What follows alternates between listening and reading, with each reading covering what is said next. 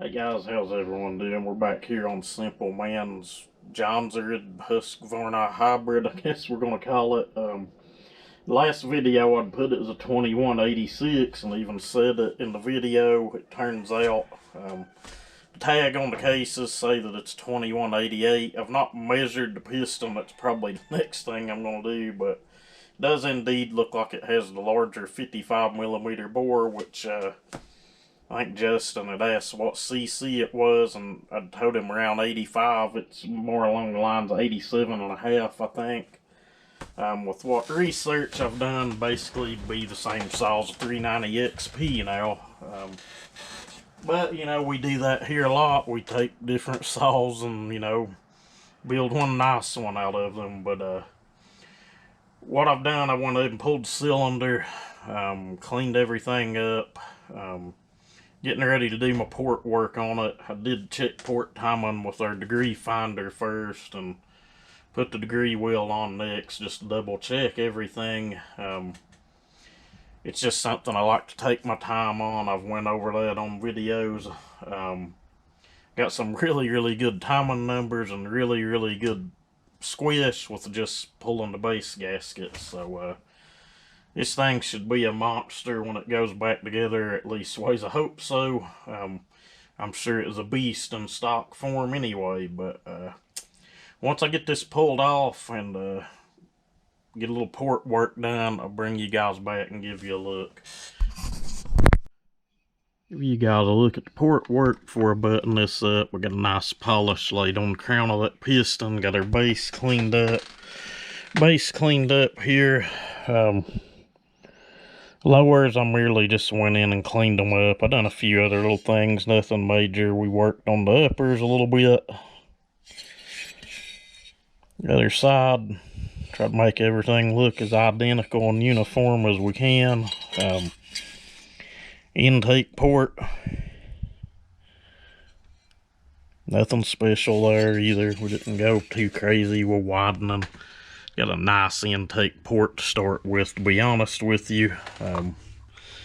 Exhaust port, we did do a little work with it.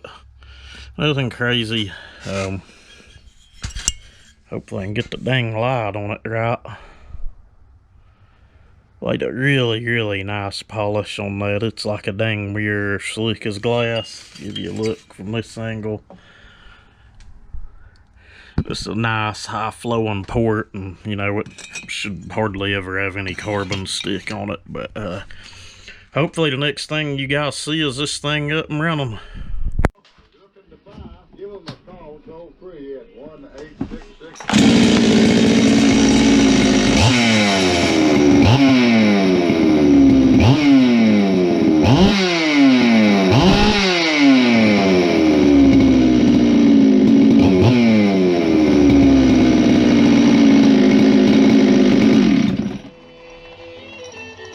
She's sounding pretty mean, guys. I've got a little bit of time before dark. Might as well go dial it in the wood.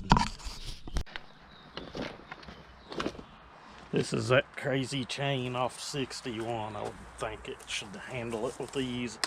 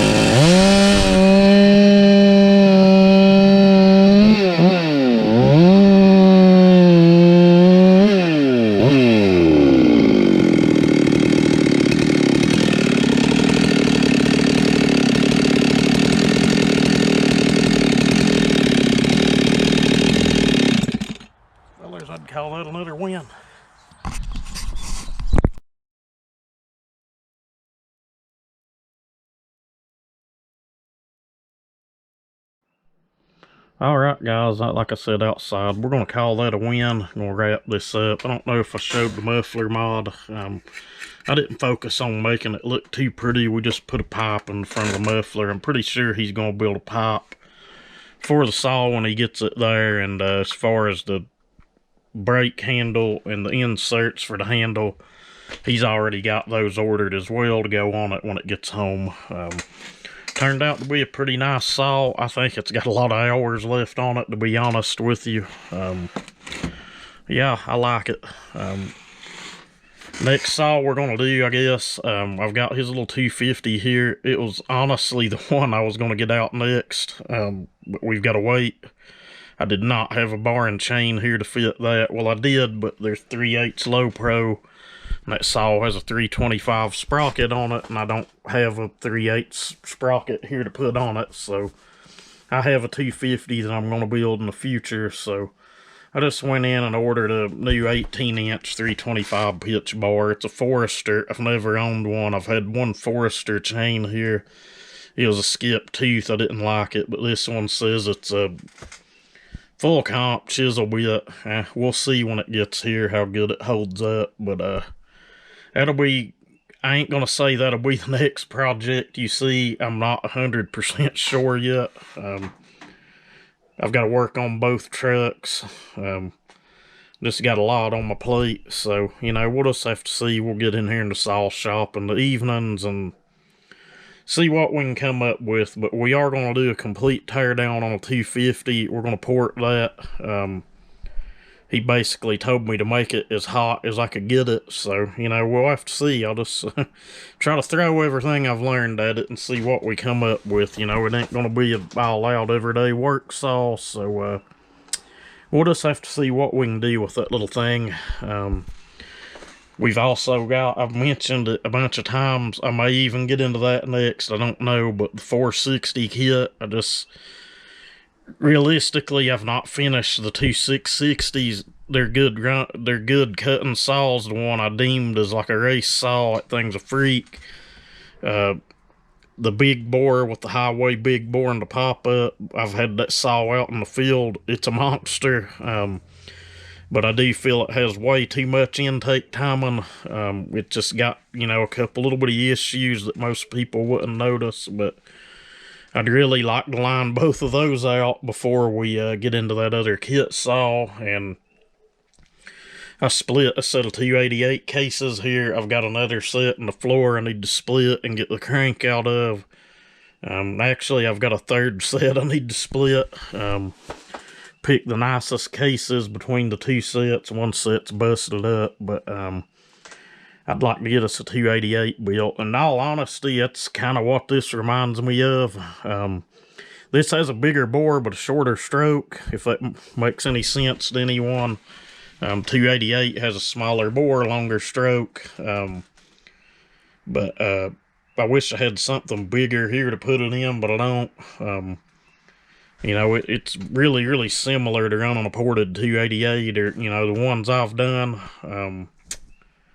Not a bad cutting old saw, but I'm going to quit running my mouth. It's getting kind of late, starting to get chilly, and I'm out here in a tank top. So it's to get down in the 30s tonight, but it's been like 70 all day.